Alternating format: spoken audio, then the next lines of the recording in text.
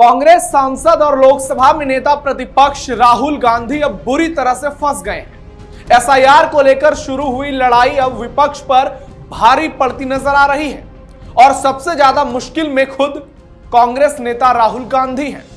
बिहार विधानसभा चुनाव से पहले उन पर संकट के घने बादल मंडरा रहे हैं और खुद को बचाने के लिए उनके पास केवल 168 घंटे हैं, यानी सिर्फ 7 दिन। उसके बाद देश की सियासत में एक बड़ा भूचाल आने की संभावना जताई जा रही है, जो कांग्रेस पार्टी और पूरे विपक्ष के लिए सबसे बड़ा झटका होगा और देश में झूठ फैलाने वाली पॉलिटिक्स का अंतिम दौर। रविवार का दिन राहुल गांधी के लिए तूफान लेकर आया, जब एसआईआर को लेकर चुनाव आयोग ने राहुल और विपक्ष की पोल खोल दी।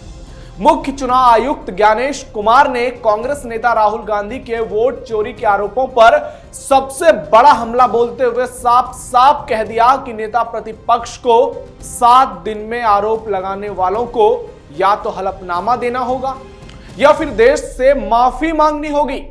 बाकी कोई भी तीसरा विकल्प नहीं होगा। जी हां, 7 दिन। अब राहुल की उल्टी गिनती शुरू। बिल्कुल कड़े शब्दों में चुनाव आयोग ने विपक्ष की बैंड बजा दी और कांग्रेस की बैड पॉलिटिक्स को बेनकाब कर दिया। वहीं राजधानी दिल्ली में पीएम मोदी ने भी राहुल गांधी की जमकर पोल खोली। नमस्कार, कैपिटल टीवी में आपका स्वागत है। मैं हूं नवेंदु। आज के इस वीडियो में आपको बताएंगे कि कैसे एसआईआर को लेकर हो रहे फर्जी प्रचार प्रसार के बीच चुनाव आयोग अब आर पार के मूड में है और राहुल गांधी जेल जाने के नजदीक। चुनाव आयोग मैदान में कूदा, अब होगा फाइनल फैसला। राहुल गांधी का झूठ बेनकाब, बड़े एक्शन की तैयारी में इसी। कांग्रेस नेता राहुल गांधी के बार बार वोट चोरी के आरोपों और बिहार में जारी वोटर लिस्ट रिवीजन यानी एसआईआर को लेकर विपक्षी दलों के लगातार विरोध के बीच चुनाव आयोग ने रविवार को प्रेस कॉन्फ्रेंस किया और दूध का दूध पानी का पानी कर दिया। मुख्य निर्वाचन आयुक्त ज्ञानेश कुमार ने साफ साफ कह दिया कि वोटर लिस्ट के एसआईआर का उद्देश्य वोटर लिस्ट में सभी कमियों को दूर करना है। यह गंभीर चिंता का विषय है कि कुछ दल इसके बारे में गलत सूचना फैला रहे हैं। बिहार में 22 लाख मृत वोटरों पिछले 6 महीनों में नहीं बल्कि पिछले कई सालों में मरे हैं। हालांकि इसे रिकॉर्ड में दर्ज नहीं किया गया। निर्वाचन आयोग का यह बयान ऐसे समय आया है जब कांग्रेस और इंडी गठबंधन ने कथित वोट चोरी के खिलाफ चुनावी राज्य बिहार में वोटर अधिकार यात्रा यानी पदयात्रा शुरू की।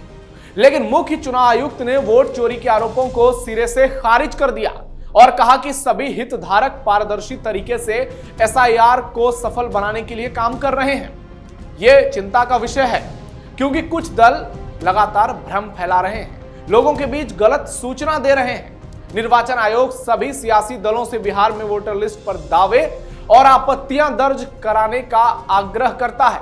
अभी 15 दिन बाकी है। चुनाव आयोग के दरवाजे सभी के लिए खुले हैं और बूथ स्तर के अधिकारी और एजेंट पारदर्शी तरीके से मिलकर काम कर रहे हैं। निर्वाचन आयोग राजनीतिक दलों के बीच भेदभाव नहीं कर सकता और पक्ष विपक्ष दोनों के लिए एक समान है। अगर चुनाव याचिकाएं 45 दिन के भीतर दायर नहीं की जाती लेकिन वोट चोरी के आरोप लगाए जाते हैं तो यह भारतीय संविधान का अपमान है। ज्ञानेश कुमार ने साफ कर दिया कि ना तो चुनाव आयोग और ना ही वोटर दोहरे मतदान और वोट चोरी के निराधार आरोप से डरते हैं। यह सिर्फ और सिर्फ राहुल गांधी का फर्जी नैरेटिव है। आपको बता दें कि अब राहुल गांधी को 7 दिनों में जवाब देना होगा। यदि वो जवाब नहीं देंगे तो चुनाव आयोग तगड़ा एक्शन लेगा, क्योंकि देश की संवैधानिक संस्था पर सवाल उठाए जा रहे हैं, सरकार पर सवाल उठाए जा रहे हैं, आरोप लगाए जा रहे हैं और देश की अखंडता को खंड खंड किया जा रहा है और सजा के रूप में राहुल गांधी जेल भी जा सकते हैं, क्योंकि अगर 7 दिनों में उन्होंने आरोप साबित नहीं किए तो राहुल गांधी को चुनाव आयोग कभी भी बुला सकता है। उसके बाद दूसरी एजेंसियों की इसमें एंट्री हो जाएगी और राहुल गांधी बुरी तरह फंसेंगे और जेल जाने की संभावना भी बहुत ज्यादा होगी। उनकी सांसदी भी जा सकती है।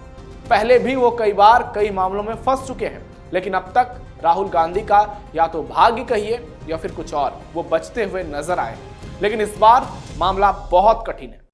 घुसपैठियों पर बरसा चुनाव आयोग, बंगाल समेत देश भर में होगा एसआईआर। बिहार में हो रहे एसआईआर के बीच ज्ञानेश कुमार ने साफ कर दिया कि भारत के संविधान के तहत केवल भारत के नागरिक ही देश में वोट कर सकते हैं, विधायक सांसद का चुनाव कर सकते हैं। किसी भी गैर नागरिक या घुसपैठियों को यह अधिकार नहीं है। अगर ऐसे लोगों ने गणना फॉर्म भरा है तो एसआईआर प्रक्रिया में उनकी पात्रता साबित करने के लिए दस्तावेज मांगे गए हैं, जिनकी 30 सितंबर तक पूरी जांच होगी। और ऐसे केस में गहन जांच के दौरान ऐसे लोग पाए जाएंगे जो हमारे देश के नागरिक नहीं हैं, तो निश्चित तौर पर उनका वोट कटेगा।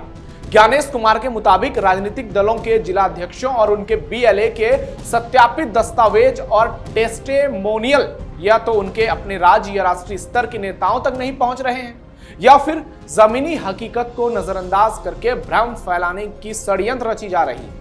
उन्होंने कहा कि बिहार में वोटर लिस्ट पर 28,370 लोगों ने दावे और आपत्तियां दर्ज कराई है। निर्वाचन आयोग के दरवाजे सभी के लिए खुले हैं और इसके लिए बूथ स्तर के अधिकारी और एजेंट पारदर्शी तरीके से मिलकर काम कर रहे हैं और सभी समस्याओं को निपटाया जाएगा। और जो फाइनल आंकड़े 1 सितंबर को जारी किए जाएंगे उसमें से सभी भारतीयों के नाम वोटर लिस्ट में मौजूद होंगे, खास करके बिहार में, जब बिहार में वोटर लिस्ट रिवीजन हो रहा है। विपक्ष की मांग पर चुनाव आयोग ने साफ कर दिया कि सुप्रीम कोर्ट ने 2019 में ही कहा था कि मशीन से पढ़ी जा सकने वाली वोटर लिस्ट शेयर करने से वोटरों की निजता यानी प्राइवेसी भंग हो सकती है। मुख्य चुनाव आयुक्त ने आगे कहा कि चुनाव प्रक्रिया में 1 करोड़ से अधिक कर्मचारी लगे हैं। क्या इतनी पारदर्शी प्रक्रिया में वोट चोरी हो सकती है?